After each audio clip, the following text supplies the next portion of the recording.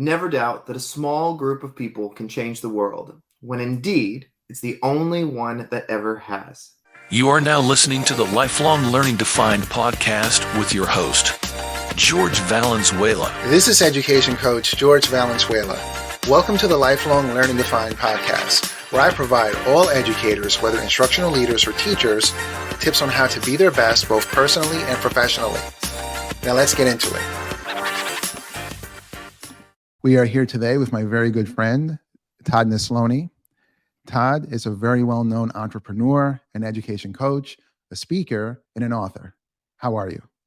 I'm doing great, man. Thanks for having me. I love that you excel in three major areas of your life. Number one, you're an amazing family man, like I try to be. Two, you're a kick-ass entrepreneur, like myself. And three, you're very passionate about helping others. Before we get into how you do each of these three things at a high level, please introduce yourself to our audience. My name is Todd Neslony. I have served as an instructional aide who became a teacher, who became a principal, and now I'm the Director of Culture and Strategic Leadership at the Texas Elementary Principals and Supervisors Association. I'm also the director of a conference series called Get Your Lead On that falls underneath the Get Your Teach On umbrella. I've got the pleasure to write 6 books as well as a children's book. And then I do speaking and consulting along the side. So clearly I'm doing way too much in my life right now. You and I met on social media, and I've always admired your work. Like me, and like you mentioned, you're all over the place. And I noticed that over the summer months, you began paying more attention to my work. And we chatted some, and we became friendly. You even invited me to speak at the Lead On conference in Atlanta, which I appreciate. But from your perspective, how has our relationship evolved, and where are we today?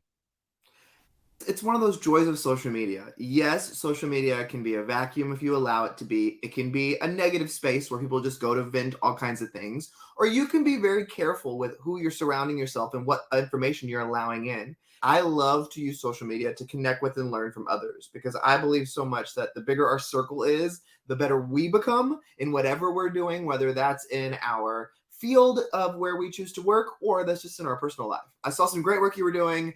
Jimmy Casas had mentioned you a couple times. I just thought, you know what? I'm going to start checking him out. Then I was like, oh, this stuff's kind of good. Then I was like, hey, we're always looking to bring on exciting new people with fresh perspectives. Then we just started chatting and it just went from there. I appreciate that. This is the Lifelong Learning Defined podcast. On this podcast, we interview people who are excelling in three major areas of their life so that we can learn from them and experience similar success. With that said, Todd, let's get into family. What's it like for you to be a family man? Oh, the balancing act is always so much fun to try to figure out. My wife and I have been married for a little over 11 years this past April. And anytime I do a speaking event, I share our family journey and story and how we always knew we wanted to start a family. But because of fertility issues that we didn't find out till about 8 years into the process, we never had a family for the first 8 years. Besides just us. Thanks to a lot of prayers, some great doctors, and a lot of stuff that happened. When COVID hit, we were able to have 2 boys arrive, twins, in July of 2021. It has just been a wild journey of that. They're now 2 years old, and they are 2-year-old terrors for sure. They are full of energy all the time. But it's definitely been a fun learning process for us, but also just an exciting time of life. I'm very big on the universe. I dare to ask, did you guys go through IVF? We were in the process. So we had all these different options to try. We were in the process of going through this and then deciding about this and then deciding about this. And IVF was the next option if our last treatment of the process we were in didn't work. But my wife had already said, if this doesn't work, I don't want to do IVF. I don't want to go through that much physical, because people don't understand all the physical toll and emotional toll that it takes on you. So we were already starting to talk about adoption or foster care or those kind of things if this last treatment didn't work, but it did. My wife and I are currently going through the IVF process. Oh, congratulations. Thank you. It takes an emotional toll. We did round 1. Unfortunately, it didn't work, but we're trying one more time. I completely understand. Yeah. It's one of those things that When my wife and I began the journey, I tell people we didn't tell anybody. Like, we didn't tell any of our friends, we didn't tell any of our family, because we had let society convince us there was something wrong with us or that we were broken. Because every time you turn around, people are talking about how easy it is to get pregnant and how that's why you got to use this protection and be safe and do this and that. Now that we share our journey and we talk about our story, it is insane the amount of people who have similar or are on their own journey in the process as well. And it's just been such a comfort to find that community in others, but also so frustrating that we didn't talk about it when we were going through it, because I was like, oh my gosh, we could have had like a support system had we actually talked to people. And you can help so many other people. Exactly. I love that online you show and you just explained a very beautiful relationship with your wife. Mhm. Vienna Pharaoh once said, behind every great relationship are difficult and uncomfortable conversations we rarely get to see. Great relationships just don't fall into our laps. They require people to move through their fears and insecurities and do the hard work to move wounds into healing. With that said, how did you and your wife get into this great relationship? Well, it's not great all the time, like every relationship, but I think we're both committed to making it work. We both know that it's not going to be perfect all the time, but I do know that one of the biggest things that has helped me on my side of the relationship was when I started attending therapy a couple of years ago.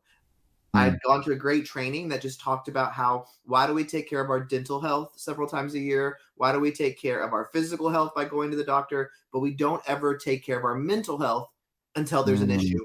And that's why everybody always thinks, oh, is something wrong that you're seeing a therapist? I'm like, no, I just wanted to start seeing someone for the same reason I see a dentist, for the same reason I go see my primary care physician. Like, I just wanted to have that. And when I got started in that process, I was like, oh my gosh, therapy's amazing. So now I go once a week because it's so good for me. But it has really allowed me to change my perspective on some things, to communicate in new ways. And that has been really transformative in our relationship when I started solely focusing on me. And that's what my therapist has really been talking to me about in some of the sessions is you shouldn't be worrying about that. You shouldn't be looking at that. You shouldn't be trying to think about that. What are you doing? What are you saying? How can you do this? And having that change of perspective and that third party voice who has no idea what things happen outside of that room has really helped me on my side of things with the relationship. That's a very important thing that is part of emotional intelligence. We look at our own responses, our own reactions, and not so much on others. Todd, tell us about your beautiful kids. Liam and Brixton are a little over 2 years old. Like I said earlier, they are twins, but they do not look alike. They do nothing the same. There is nothing in common besides their parents. They are two completely different kids that we are having to learn how to parent completely differently than each other in the process as well. But they have such big personalities. They are full of energy and they love a lot of the things that I love. So I love getting to introduce them to Power Rangers or Mickey Mouse or different things like that. It's just been exciting to have like little kids that I'm like, oh my gosh, you're mine and you love my stuff too. Luckily for them, Todd is a big kid at heart, as we can see. But Todd, what would you tell a parent who is struggling to connect with his or her child?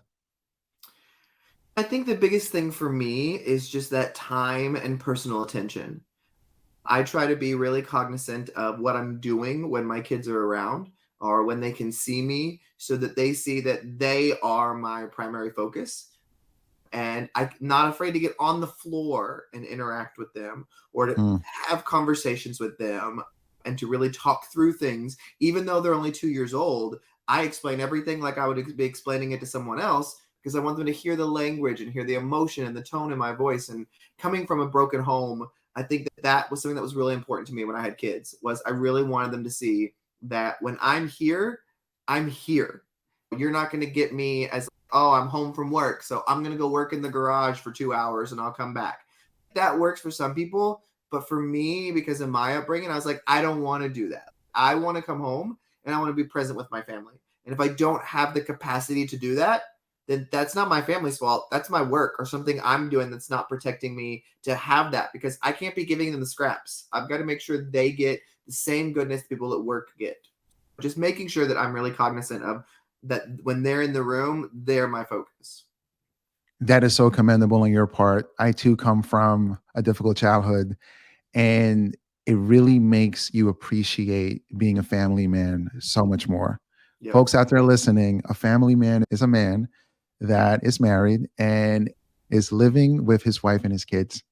I strategically chose those words because Todd is a shining example of what a family man should be. And the major takeaways here are this: therapy. Yes, get some therapy if needed, the same way we do an oil change, the same way Mhm. we go to the supermarket and we get our daily food, we should also seek a therapist. Number two, get on the floor with your kids. Don't give them the scraps. Make sure that you're spending time with them and that you're present. And now for a word from one of our sponsors. Are technology issues slowing you down at your school? If that's the case, look no further than 5-Star Technologies Virtual Help Desk. Their team of experts are available to support you remotely, resolving up to 40% of common issues like password resets, device connectivity, and lots more. With just a few clicks, you'll have access to their live chat from 7 a.m. to 4 p.m. Monday through Friday. Just enter your email to get started. Then you'll live chat with one of 5-Star's EdTech experts to diagnose your problem. And if their virtual help desk agent can't solve the issue completely, they will dispatch the ticket to your school's on-site tech team. Let 5-Star Technology Solutions be your support partner. Experience their virtual help desk, which is affordable, efficient, and always there for you. Please contact them at 5startech.com/contact us. Once again, 5startech.com/contact us. And for your convenience, you'll find this link in the episode show notes. If you're watching this on YouTube or listening on Spotify or iTunes, please hit the subscribe button, please hit the like button, and share this with your family and friends. Now let's transition into entrepreneurship. Like you, like me, it's one of the most important things in my life. Todd, what made you start a business coaching educators? This is such a funny question because I had zero interest in this at all. I know some people are like, "Oh, I've dreamed about this since I was a kid," or "I've done." I was like, I was a teacher and I loved being a teacher. Like I didn't want to do anything else, and I guess I'm still teaching now, but I loved being in a classroom of kids. And I will never forget my assistant superintendent at the time came to me and said, "Hey, you need to be on this thing called Twitter. You need to be sharing out your ideas. You need to be connecting with others." And I was like, I don't want to be on a social media platform. I've already got Facebook. I don't need anything else. Because this was back in the day when even Instagram didn't exist. He was like, I'm your assistant superintendent. You don't have a choice. I want you to get on. I want you to share the things that are happening here in our district. I started getting on, and then I was like, oh, this is cool. I can find other people who are doing awesome stuff too. Then I had my best friend on campus was the computer teacher. And she was like, hey, there's this great technology conference in Texas, one of the biggest in the country. She's like, let's go and present. Let's go share some of the stuff you're doing in the classroom and I'm doing in the lab. And I was like, okay. And we did it and loved it. And we got really good feedback. And I was like, oh, maybe this isn't as terrifying as I thought it would be to speak in front of adults. And then that just began a snowball effect of people seeking me out to come share with them or asking me questions and me learning through a long process of getting over myself because I deal with a lot of insecurity. I deal with a lot of comparison and all that kind of stuff. And that's still something I work through today. That's not something I've actually been able to completely work through. I'm still working on it today. But I think it was just that. And then what that taught me as I went through that process. And one thing I tell people all the time now is that your passions can change. And that is great. And that doesn't mean I don't love teaching in the classroom anymore. Not at all. I still love that. But I also love this that I'm doing now. And I am not someone who makes a 5-year plan, a 10-year plan. That's not my personality. I live in the moment and I'm very much of if I love what I'm doing right now, I'm going to keep doing it. When I'm getting to that point where I'm not loving it as much or I'm not feeling challenged or inspired, then that's when I know it's time to shift. It's time to try something else, to do something, find a new thing that makes me excited again. And sometimes those things naturally fall in your lap and you take advantage of them. And sometimes you got to go seek them out. And when people often like, oh, do you miss the classroom? I'm like, yeah, I miss the classroom every day, but I love what I'm doing now. So it helps cover any of that missing or sadness about not being there anymore. Aspiring entrepreneurs, edupreneurs, watch this video. If you're listening on Spotify, on iTunes, make sure you watch the video. There's 3 key takeaways here. Todd has a natural charisma that appears natural, but I'm pretty sure that he worked on. He doesn't use any filler words, no ums, no ahs, no rights. He had to work on that. Great speakers have that ability of not using filler words. And number 3, lots of confidence. Notice how he looks straight into the camera. And he mentioned getting out of his own way, not comparing. What he left out is the years that it took for him to hone his craft and become the speaker he is. A lot of people approach me every single day and they get to my next question, which is, George, how did you get so much work? But what they don't see was the 10, 15 years and the hours now that go into developing my craft as a speaker, as a coach, understanding the needs of others, the pain points of others. So Todd, with all that said, how did you get as busy as you are right now? You're all over the place. It's so funny, some of the things you just said, because I'm like, yep, because I interact with a lot of people who have been speaking for a year or two, who have been speaking for 10 or 15 years, or who are just wanting to get started. And maybe this is something for me. And I feel like social media has given so many people a false representation of what this work is like. Because they're like, oh my gosh, this is so great. You get to travel all the time. You're going here and there. You must love it. And I'm like, first of all, traveling all the time sucks. It is not fun to be going from plane to plane, especially in the world we live in now where it's like everything is canceled and delayed. Second of all, I love my family. So I really make sure I prioritize them. So I always take the last flight out. So I'm always getting into places at 1 or 2 o'clock in the morning. And I leave as soon as the event is over. So I literally go nowhere except the airport, to the hotel, to the event, back to the airport. So I'm not getting to sightsee or do all these beautiful things. Now, maybe a single person who is traveling and presenting, they go and do all that. Great. As a married family guy, I'm like, I want to be back with my family and I want my wife to see that my family is being prioritized even while I go and do the work. Second of all, the work that goes into things like speaking, when it is the presentation development, the creation of the slides, the promotional on social media, the website, the writing, the interviews, all the stuff that goes into it is a lot. And one of the biggest things I learned when I was getting started was that I cannot do it all myself, and nor should I. And it was a very tough pill for me to swallow, because when I first started getting booked for stuff, though I was making pennies on the dollar, I was like, I'm making some extra money. This is exciting. And then Can I stop you right there, Todd? Yeah. Can I stop you right there? And this is for the aspiring entrepreneurs. Hear what he said. Making pennies in the beginning. A lot of people I speak to, they want to skip steps and they want to jump straight into big contracts. It takes years of establishing a brand, a persona, your confidence before people pay you for your work. You made something really good there. I want to bring something up. There's 2 things with that. First of all, you're exactly right. For the first year or 2 that I even started this speaking thing, I was either taking them free or just enough where I made like a couple $100 after paying for my gas in my hotel. That's it. Me too. Yeah, because me too. I'm the kind of person too where I don't want to ask somebody to pay for me if I don't feel like I'm at the top of my game yet.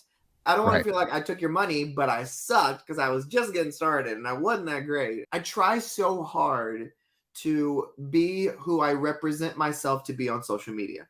And I say that because I've met countless speakers who I have idolized or really respected their message. And I meet them in person and realize that that's a crafted personality to meet a need for a company or school. It's not a genuine personality when you meet them in real life.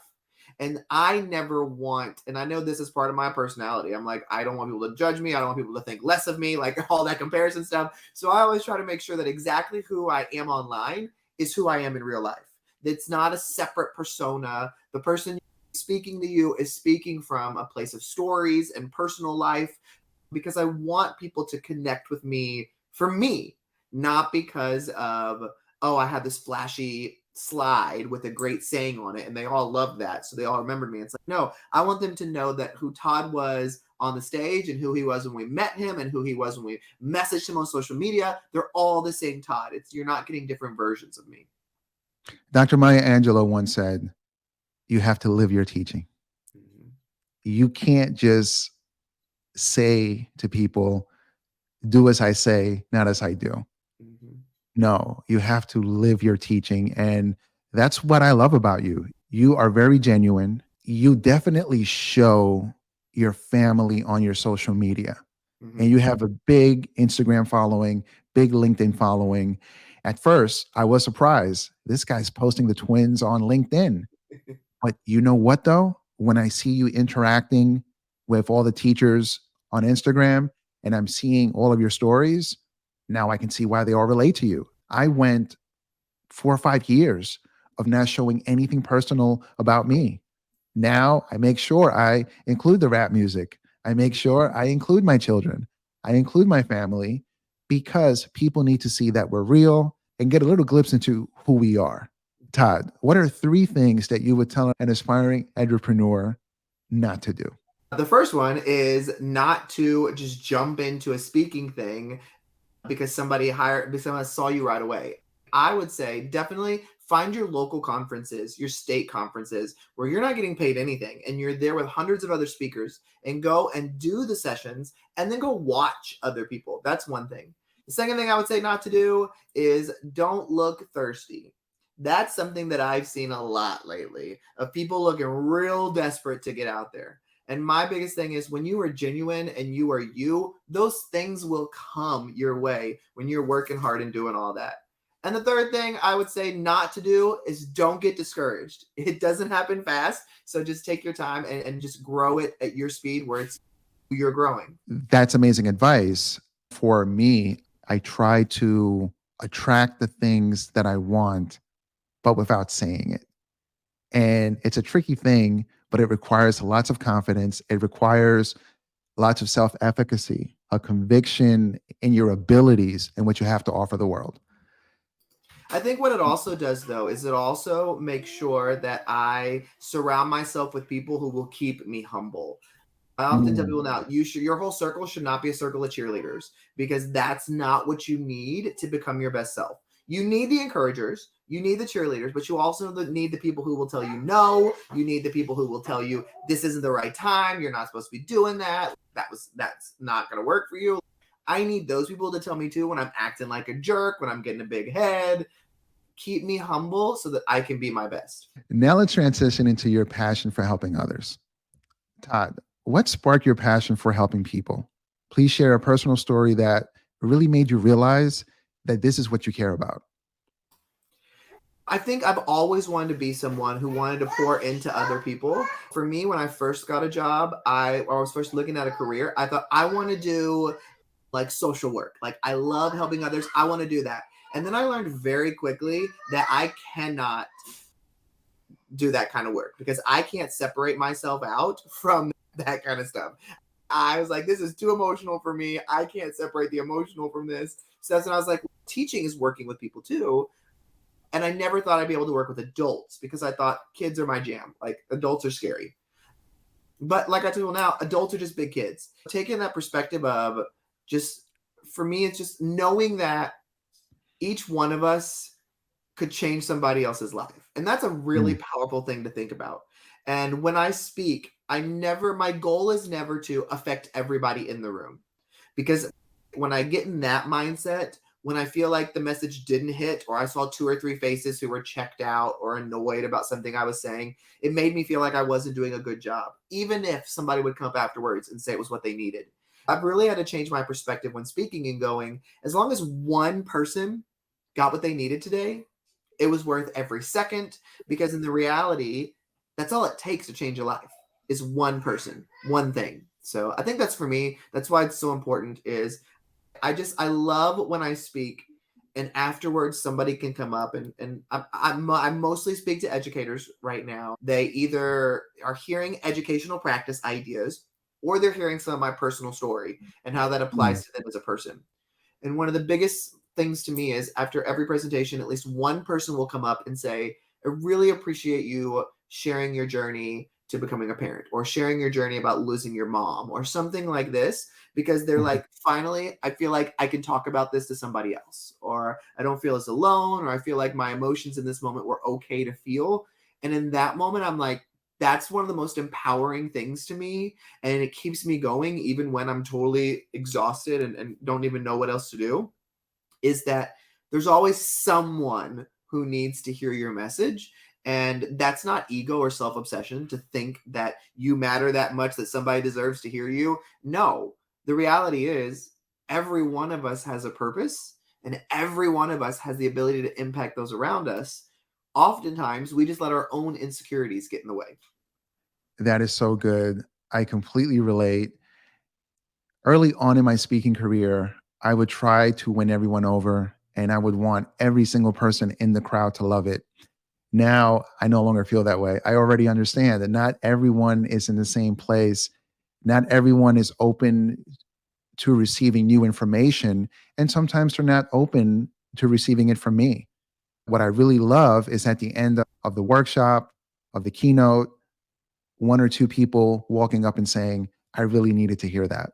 That means a lot to me. Todd, for those who might be wondering how they too can make a difference, what's one simple piece of advice you'd give them to start them on the path of helping others? Share. That's the biggest thing. We so often think that, oh, well, this is what everybody's doing, or oh, that's not that big of a deal. I'm like, no, share. That is exactly how I got started, was just sharing the stuff we were doing in my classroom or at my school on social media. Then I started blogging about it. And I never saw myself as a writer, which is why it's hilarious that I have 6 books now, because I'm like, yet again, I let thoughts get into my head when I was younger that just transferred with me, that I'm not a writer, I can't do that. And I was like, wait a minute, I do love writing. And that came from me starting to blog. And I wasn't blogging for anybody else when I began. I was solely blogging for me and to put my own things down in writing so I could refer back to them years down the road. That was such a big thing to me, was being able to do that. So I think that's where I would say start, is to share and write as much as you can. We are winding down with Todd. Now I want to get into a quick fire question round for educators. You ready, Todd? I'm ready.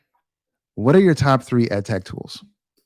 Okay, so there's a lot of technology tools that I love. But one of the biggest ones that I love is just social media. I know I've said it many times, but and I'm not talking about a certain platform. Like, I think you find where you are, you find where your people are, and that's where you go and explore. And sometimes, especially if you're a speaker, you need to be in multiple places, even if it takes extra work. Another edtech tool that I'm obsessed with is one right now, is called Kid Power. I know a lot of people have heard of Go Noodle, which is all about brain breaks, getting kids up and moving, but I use Kid Power even with my own children, because Kid Power is like Go Noodle, but it's completely free. And every single time you watch a video, you're giving back to kids in other countries, because UNICEF donates meals to other kids. So Mm. every time my kids get up and active, or the students that I'm working with do, that sends another meal to someone else. And it also allows us to collect coins so that then we can donate those coins to local charities in our neck of the woods too. So it's the world give back plus a local give back. So obsessed with Kid Power. So definitely recommend that. And then I think my other social media tool that I really like as an educator is Voxer.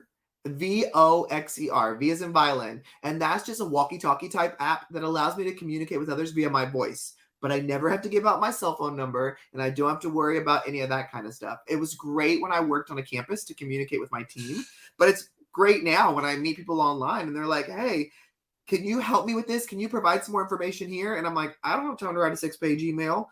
Do you have Voxer? I can do that with you while I'm in the car. It's just like I'm making a phone call, and I can just send you a Voxer message. We don't even have to connect times. I'll send it to you. You listen to it when you can. So those are my three.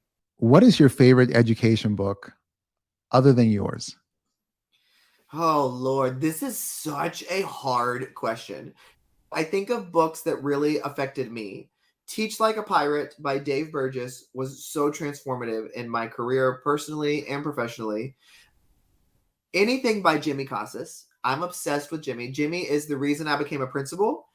Jimmy helped me on social media, and Jimmy's now my publisher as well. So there's also that. But love him and his message, and he is totally who he is online and offline. And then I think the other book that I really think about that really impacted my career would be The Book Whisperer by Donna Lynn Miller, which really just transformed the way I view literacy and how it can be taught in the classroom. And even though I was a math teacher while in the classroom, it made me want to go back and be a reading teacher right away, and was a lot of the inspiration behind my book, Sparks in the Dark. What is your favorite education conference and why? I have to say TEPSA's summer conference, obviously, because that's who I work for now. But even if I didn't work for them, that was always one of my top 2 conferences ever. It's 2,000 leaders from across the state of Texas and some across the nation. And it's such a powerful, exciting time to be around others. The other conference that, of course, is my favorite is the Get Your Teach On and Get Your Lead On conference. And I love that because it is different than anything else people have been to.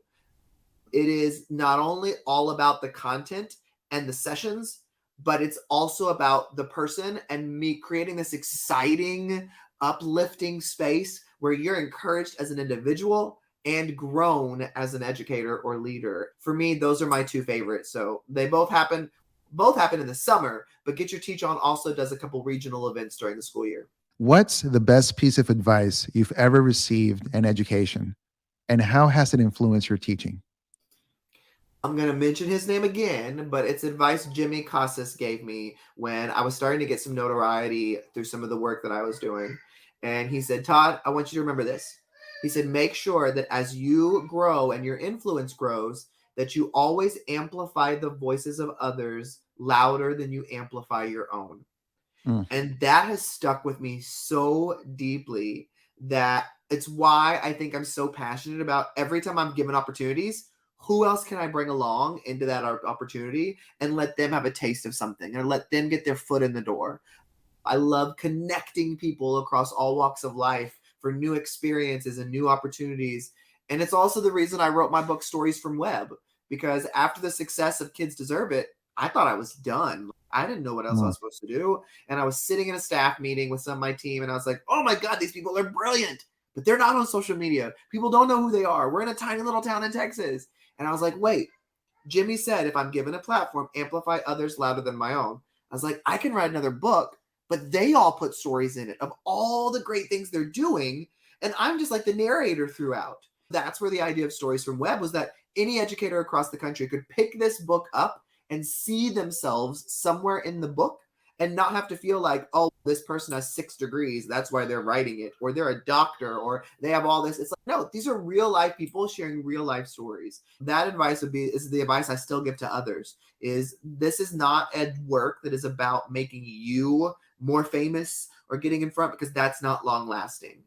The real impact comes when you're able to give other people some of the spotlight and give other people opportunities they might not have had if you hadn't used some of your influence to bring that their way. Todd, what are 3 things people should do every day? I believe at some point during every day, you should just chill and disconnect and put on Netflix. That is my ultimate way of decompressing. And people are like, wait, you have time to sit down and watch TV? I'm like, yeah, because that's when I check out. I'll put something on that I don't have to pay super close attention to, and I love just doing that. I also love going for a walk or doing some kind of movement every day. I think it's a great thing to get the blood pumping and make sure, even when I go to the airport, when I go to a flight, I do not go sit down at my gate. I go and walk the airport the entire time until about 15 minutes before boarding, because I want to get up and move. I want the blood flowing. And then the third thing I should say that you should do every day is you should reach out to somebody in your life every single day and send them a note of encouragement. I say this because research says that when you show gratitude to somebody else, it actually increases your mood more than the person you're showing gratitude to. So this is a selfish thing that I'm telling you to do, but when you lift somebody up, you end up feeling better in the process. Every day, I at least find one time during the day to text someone, call someone, send them an email, just let them know I was thinking of them, and I'm really thankful for them. Todd, in the beginning of our conversation, I picked 3 things that I love and respect about you. And just to recap, you're an amazing family man, you're a kick-ass entrepreneur, and you're extremely passionate about helping other people. What is something that we left out about you that you would like to share with the audience? I think one of the biggest things, and I talk about this when I present, is what a lot of people don't know about me when all they do is see me present or things like that, is I'm actually an extreme introvert. And it takes a lot of work for me to be who I need to be on the stage. But I share that with people because I always tell them, hopefully you wouldn't have guessed that through my speaking or through my interacting with you off the stage, whatever, because I believe, especially as educators, we're like used car salesmen, and nobody wants to buy a broken down, boring, insecure car. Like, they want to buy something exciting and fun and full of life and energy. Even though I am extremely introverted, I'm able to turn on these moments of energy and things like that, and then go and protect myself and my introvertness outside of that space. But I feel like what a lot of people don't know is the amount of work that takes. I often tell people, like, that's why when I talk to groups, I'm like, my introverts in the room, we make way more excuses because we love to say, like, that's not my personality, or I'm just like this. I'm like, no. You can be whoever you want to be in that moment. And that just means that you may be more tired at the end of the day, or you may have to find ways to disconnect, or you don't go out and do exciting things in the evening because you're so wiped out from peopling all day long. But yeah, a lot of people don't know that about me, and I love getting to share that because they're always like, what? And I'm like, yeah, that's why when you see me in a big room and I'm not speaking, I'm usually in the back corner, hiding or sitting by myself, because I'm just like, this is so overwhelming. And that's my little extra fun fact. This is a part of the show where I give you your flowers. I don't believe in sharing how I feel about someone when they're no longer here. Todd, you're doing amazing work, man. I believe that your work has been accepted by the universe, by God, whoever you want to call it. And the reason why I say that is because you're out there. Success isn't an accident. You are there because you put in the work. You have a beautiful message. You're an expert. You're a scholar. And I'm honored to be your friend. Hey, man, that means a ton. Thank you. How can people connect with you? The easiest spot is my website, just toddnesloney.com, or you can just Google Todd Nesloney. Spell it however you want. It comes up. But I'm on all the social media platforms. Whatever you are most comfortable with, I make work. Thanks for being on the show. That's it for this episode. Until next time, this is the Lifelong Learning Defined podcast. Thank you for listening to the Lifelong Learning Defined podcast with George Valenzuela.